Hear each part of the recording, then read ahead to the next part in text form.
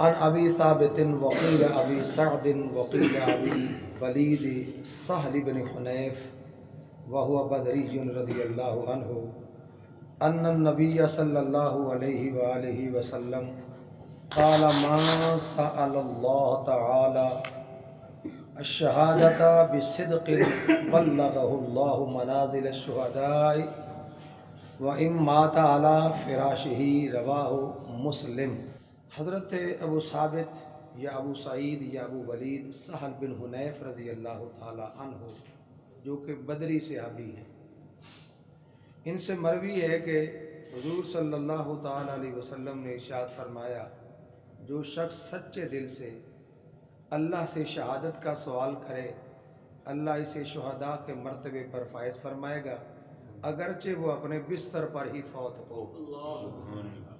یعنی سچائی کا اتنا فائدہ ہے کہ جو بندہ سچے دل سے شہادت کا سوال کرتا ہے کہ یا اللہ مجھے شہادت کی موت دے، تو فرمایا اگر وہ بستر پر بھی مر جائے تو اللہ پاک پھر بھی شہیدوں کے زمرے سے اٹھائے گا۔ اس کی سچائی کے، چونکہ اس نے سچے دل سے دعا کی تھی اور سچے دل سے شہادت طلب کی تھی، اس وجہ سے اللہ تبارک و تعالیٰ نے اس کی سچائی کی وجہ سے انعام دیا کہ اگر وہ بستر پر بھی مر جائے تو قیامت والے دن شہیدوں کے زمرے سے اٹھایا جائے گا۔ ملا علی قاری مشکوٰۃ شریف کی شرح میں فرماتے ہیں اگر وہ شخص شہید نہ مرا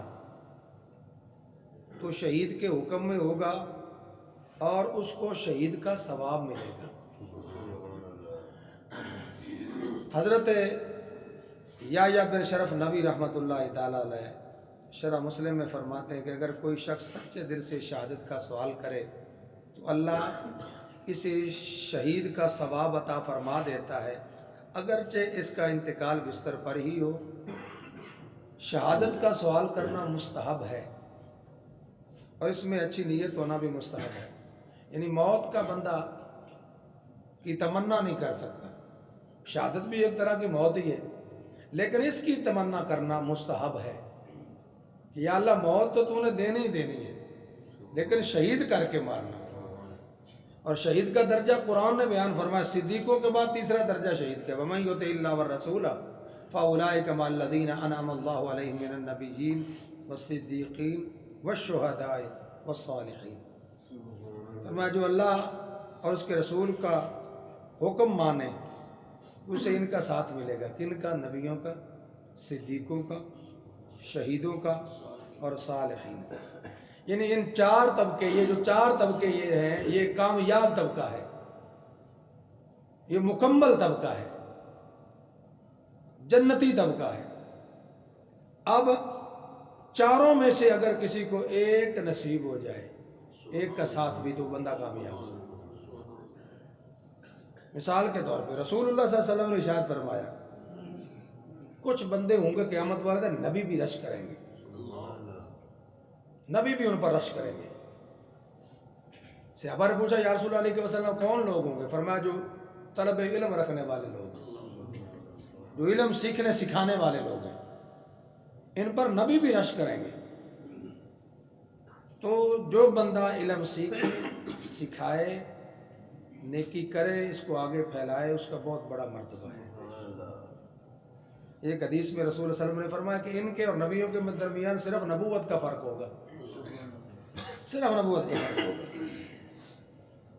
تو پھر شہید، اس کے بعد نبیوں کے بعد پھر صدیق، اور صدیقوں میں سب سے افضل صدیق ابو بکر صدیق۔ اب جو ان سے محبت کرے گا، ان سے محبت کرے گا، وہ ظاہر ہے ان کے ساتھ ہوگا، یہ صدیقوں کا درجہ ہے۔ اگلا ہے شہداء کا۔ حضرت سیدنا سمرہ بن جندب رضی اللہ تعالی عنہ، آپ سے روایت ہے نبی کریم صلی اللہ علیہ وسلم نے فرمایا کہ رات کو دو شخص میرے پاس آئے اور مجھے لے کر ایک درخت کے اوپر چڑھ گئے اور فرمایا مجھے ایک خوبصورت اور فضیلت والے گھر میں داخل کر دیا۔ مصطفیٰ نے فرمایا کہ ایسا گھر میں نے کبھی نہیں دیکھا۔ میں نے پوچھا یہ کس کا گھر ہے؟ انہوں نے کہا یا رسول اللہ علیہ وسلم یہ شہداء کا گھر ہے۔ اتنا کمال والا گھر، فرمایا شہیدوں کا گھر ہے۔ حضرت سیدنا راشد بن سعد رضی اللہ تعالیٰ عنہ، آپ ایک صحابی سے روایت کرتے ہیں، ایک شخص نے بارگاہ رسالت میں عرض کی، یا رسول اللہ علیہ وسلم، کیا وجہ ہے کہ قبر میں سب مسلمانوں کا امتحان ہے لیکن شہید کا امتحان کوئی نہیں؟ قبر میں سب سے سوال و جواب ہوں گے لیکن شہید سے نہیں ہے۔ آقا اس کی وجہ کیا ہے؟ حضور نے فرمایا کہ اس کے سر پر تلواروں کی بجلی گرنا ہی بہت بڑا اس کے لیے جو ہے وہ امتحان ہے۔ یہ جو تلواریں چمکتی ہیں، اس کی گردن اڑتی ہے، اس کے جسم کے پرخچے اڑتے ہیں، اس کی بوٹیاں جدا ہوتی ہیں، اس کے جسم کے ٹکڑے ہو جاتے ہیں۔ فرمایا یہ کوئی تھوڑا امتحان ہے، یہ امتحان ہی اسے قبر کے امتحان سے پاس کروا کے لے جائے گا۔ آگے فرمایا حضرت سیدنا ابو ہریرہ راوی ہیں، رسول اللہ صلی اللہ علیہ وسلم نے ارشاد فرمایا کہ شہید کو قتل کے وقت لوگ تو دیکھتے ہیں نا کہ یہ شہید ہے، اس کے جسم کے ٹکڑے ہو رہے ہیں، اس کی ناک کٹ رہی ہے، اس کے ہاتھ کٹ رہے ہیں، اس کے پاؤں کٹ رہے ہیں، اس کی زبان کاٹی جا رہی ہے، تو میرے مصطفیٰ ظاہر دیکھنے والا دیکھے اتنی تکلیف میں، تو میرے مصطفیٰ نے فرمایا کہ شہید کو قتل ہوتے وقت اتنی تکلیف ہوتی جتنی کسی تم میں سے کسی کو چٹکی کاٹتے وقت ہوتی ہے، چونڈی وڈے، بس اتنی تکلیف ہوتی ہے شہید کو۔ حضرت انس بن مالک رضی اللہ تعالیٰ عنہ، حضور صلی اللہ علیہ وسلم فرمایا جب لوگ حساب کے لیے کھڑے ہوں گے تو ایک قوم اپنی گردنوں پر تلواریں رکھے ہوئے جنت کے دروازے پر کھڑے ہو جائے اور ان کی تلواروں سے تازہ خون بہتا ہوگا، تازہ خون۔ اب بھیڑ ہو جائے گی جنت کے دروازے پر، اتنے لوگ آ گئے یکدم، تو پوچھا جائے گا یہ کون ہے؟ جواب دیا جائے گا یہ شہداء ہیں جو زندہ تھے اور انہیں رزق دیا جاتا تھا۔ یعنی شہید کا اتنا بڑا مرتبہ ہے۔ اب شہید ہے کون کون؟ ایک تو ہے کہ جہاد میں گیا، دشمن نے تلوار چلائی، یہ قتل ہو گیا، شہید ہو گیا۔ اس کے علاوہ بھی کچھ لوگ ہیں جن کو شہیدوں کا ثواب ملے گا۔ کون کون ہیں؟ رسول اللہ صلی اللہ علیہ وسلم نے ارشاد فرمایا جو سمندر میں ڈوب کر مرے وہ بھی شہید ہے۔ ایک روایت میں فرمایا کہ 5 شہداء ہیں، طاعون میں مبتلا ہو کر مرنے والا بھی شہید ہے، پیٹ کی بیماری کے سبب مرنے والا بھی شہید ہے، سمندر میں ڈوب کر مرنے والا، ملبے تلے دب کر مرنے والا، اللہ کی راہ میں قتل کیا جانے والا۔ یہ مسلم کی حدیث ہے۔ آگے فرمایا مفتی امجد علی اعظمی صاحب نے بارِ شریعت میں نقل کیا کہ کون کون سے شہید ہیں جن کو ثواب شہیدوں کا ملے گا۔ کون سے لوگ؟ فرمایا جو طاعون سے مرا، جو ڈوب کر مرا، ذات الجنب یعنی پسلیوں کی درد کی وجہ سے جو مرا، جو پیٹ کی بیماری میں مرا، جو جل کر مرا، جس کے اوپر دیوار گر پڑے اور مر جائے، عورت کے بچہ پیدا ہونے یا کبارے پن میں مر جائے، شہید ہے۔ آپ اندازہ کر لیں عورتوں کو کتنا ثواب ہے۔ فرمایا جو بچہ جننے کے وقت، جو عورت، یہ حدیث بھی ہو، جو عورت بچہ جننے کے وقت فوت ہو جائے، قیامت والے دن شہیدوں کے زمرے سے اٹھائی جائے گی، اس کو شہیدوں کا ثواب ملے گا۔ امام احمد کی روایت حضرت سیدنا جابر رضی اللہ تعالیٰ عنہ آپ فرماتے ہیں رسول صلی اللہ علیہ وسلم فرمایا طاعون سے بھاگنے والا اس کے مثل ہے جو جہاد سے بھاگا، اور جو صبر کرے اس کے لیے شہید کا اجر ہے۔ ابن ماجہ کی روایت میں حضرت ابن عباس سے روایت ہے، ارشاد فرمایا مسافرت کی موت بھی شہادت ہے، سفر کی حالت میں بندہ مر جائے وہ بھی شہید ہے۔ آگے اور کچھ علامہ جلال السیوطی رحمۃ اللہ علیہ اور ائمہ نے شہیدوں کے جو ہے نا وہ ڈیٹیلز بیان کی ہیں کہ اتنے اور لوگ ہیں جو شہیدوں کے مرتبے پر فائز ہوں گے، ان کو شہیدوں کا ثواب ملے گا۔ فرمایا سل یہ ایک بیماری ہے جو پھیپھڑوں میں، جس سے پھیپھڑوں میں زخم ہو جاتا ہے اور منہ سے خون آنے لگتا ہے۔ فرمایا جو اس بیماری میں مر گئے وہ بھی شہید ہے۔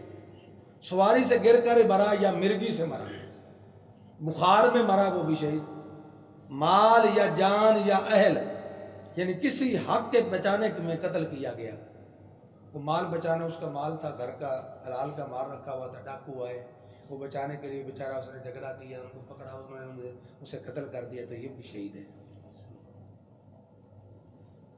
آگے فرمایا عشق میں مرا بشرطی کے پاک دامن ہو اور چھپایا ہوا ہو۔ عشق کا معنی یہ نہیں بیویوں سے عشق نہیں ہے، عشق کا معنی خدا اس کے رسول سے، یعنی اللہ اس کے رسول کا عاشق، اور اس کو چھپائے رکھا، ظاہر نہیں کیا، لوگوں نے سمجھا دنیا دار ہے، لیکن اس کے دل میں تو خدا بستا تھا، اس کے دل میں تو اللہ اس کے رسول کی محبت تھی۔ فرمایا اگر اس عالم میں مر گیا، اور یہ حدیث میں نے روح البیان میں علامہ اسماعیل حقیقی کی تفسیر روح البیان میں پڑھی ہے، حضور نے فرمایا جس کے سینے میں عشق ہو اور اسے چھپائے، کسی حالت میں مر جائے، میدان محشر میں وہ بھی شہیدوں کے زمرے سے اٹھایا جائے گا۔ کسی درندہ نے پھاڑ کھایا، شیر وغیرہ نے یا کسی جناب والا بھیڑیے نے یا کسی درندے نے کتے نے اسے پھاڑ دیا، وہ مر گیا، وہ بھی شہید ہے۔ بادشاہ نے ظلماً قید کیا یا مارا اور مر گیا، یعنی ناجائز طور پر بند کیا، جیسے پولیس والے پکڑ لیتے ہیں،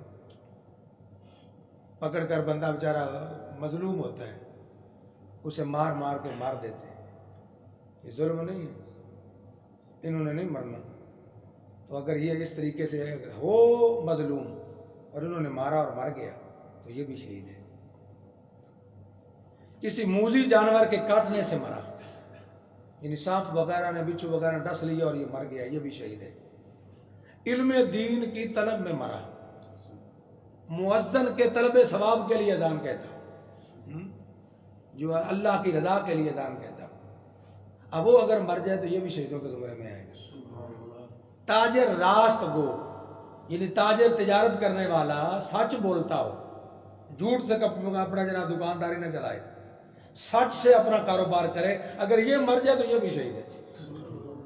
جسے سمندر کے سفر میں متلی اور قے آئی، یعنی سمندر میں اس کا طبیعت خراب ہوئی، اسے قے آ گئی اور قے سے وہ مر گیا، اس کو بھی شہیدوں کا ثواب ملے گا۔